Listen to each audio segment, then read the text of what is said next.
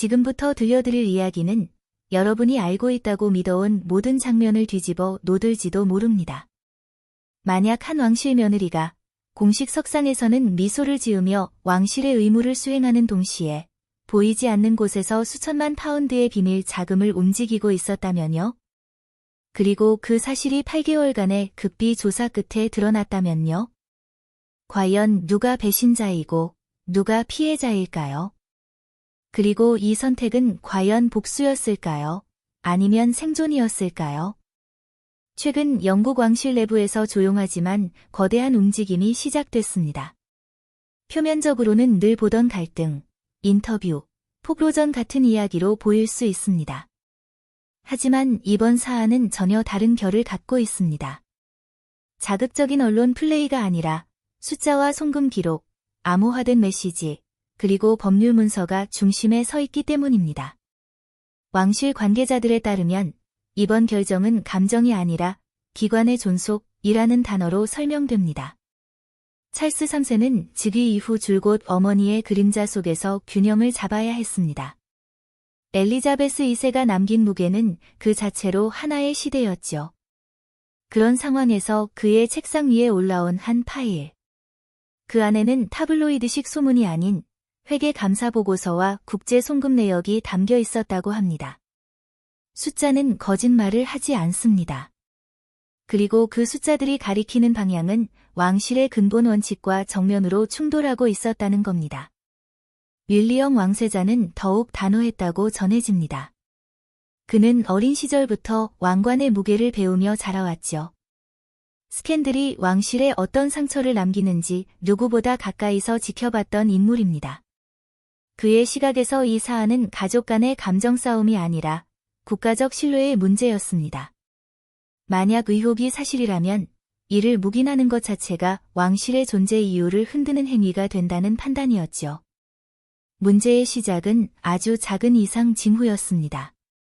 8개월 전 왕실 회계부서에서 미묘한 자금 흐름을 포착했다고 합니다.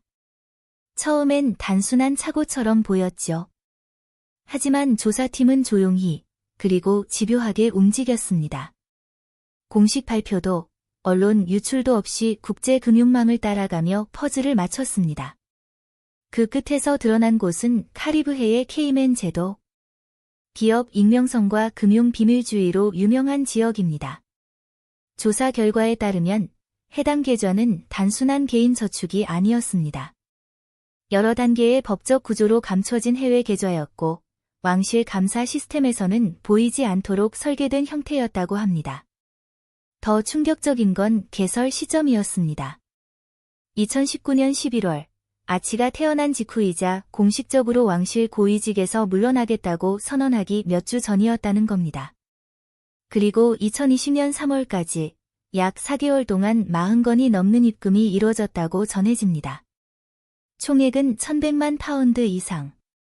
이 돈은 어디서 왔을까요? 보고서에 따르면 일부 대규모 입금은 두바이, 싱가포르, 룩셈부르크 등에 등록된 페이퍼 컴퍼니에서 흘러들어왔습니다. 실소유주가 명확하지 않은 기업들입니다. 왕실 내부에서는 즉각 설명을 요구했습니다. 그러나 초기 답변은 모순과 번복, 그리고 부정으로 이어졌다고 합니다. 특히 해외 계좌는 존재하지 않는다는 공식적 부인은 조사팀을 더 깊이 파고들게 만들었습니다. 왕실 입장에서 이는 단순한 오해가 아니라 제도 자체에 대한 도전으로 받아들여졌습니다. 더욱 민감한 부분은 암호화 메시지였습니다. 켄싱턴 궁에서 사용된 기기에서 확보된 일부 대화 내용에는 왕실을 떠난 이후의 재정 인프라를 미리 구축해야 한다는 언급이 있었다고 합니다. 가족 사무실의 감시를 받지 않는 시스템이라는 표현도 등장했다는 게 관계자들의 전언입니다. 만약 이것이 사실이라면 이는 단순한 독립이 아니라 의도적 분리 전략으로 해석될 수 있습니다. 그렇다면 해리는 무엇을 알고 있었을까요? 내부에서는 두 가지 가능성이 거론됩니다. 하나는 그가 정말 몰랐다는 것, 그렇다면 그는 가장 가까운 사람에게서조차 진실을 공유받지 못한 셈이 됩니다. 또 다른 가능성은 그 역시 알고 있었다는 것, 이 경우 그의 공개 발언과의 괴리는 더욱 커집니다. 어느 쪽이든 왕실과의 신뢰는 깊게 흔들릴 수밖에 없습니다. 찰스 국왕에게 이 결정은 개인적으로도 고통스러웠을 겁니다. 며느리이자 손주의 어머니를 상대로 법적 절차를 밟는 일은 결코 가볍지 않죠. 하지만 그는 왕이기도 합니다. 왕실이 스스로를 통제하지 못한다는 인상을 주는 순간 그 기반은 무너질 수 있습니다. 윌리엄은 더욱 분명한 메시지를 원했다고 합니다. 왕실의 특권은 개인적 이익을 위한 플랫폼이 아니며 공적 책임은 선택사항이 아니라는 것, 결국 추미론에 관련 문서가 제출되었고 공식 절차가 시작됐다는 이야기가 흘러나오고 있습니다. 이 사안이 사실이라면 이는 단순히 칭호 하나를 잃는 문제가 아닙니다. 서섹스 부부가 구축해온 서사의 재해석을 요구하는 사건이 됩니다. 언론 피해자라는 프레임, 독립을 위한 용기라는 메시지, 그 모든 장면이 새로운 의문 속에서 다시 보이게 되죠. 특히 케이맨 계좌에서 일부 자금이 미디어 전략회사들로 흘러갔다는 의혹은 아이러니를 더합니다. 언론 조작을 비판하면서 동시에 이미지 관리를 위해 막대한 비용을 지출했다면 대중은 무엇을 믿어야 할까요? 왕실 칭호는 단순한 이름이 아닙니다. 수백 년의 역사와 책임이 담긴 상징입니다. 이를 박탈하는 조치는 헌법적 차원에서도 극히 이례적인 선택입니다. 하지만 왕실 내부에서는 이를 마지막 수단이라고 표현합니다. 상처를 도려내지 않으면 더 깊어질 수 있다는 판단이었겠죠. 이제 남은 건 진실이 어디까지 드러날지, 그리고 그 파장이 어디까지 번질지입니다. 법적 조사로 이어질 가능성도 거론되고 있습니다.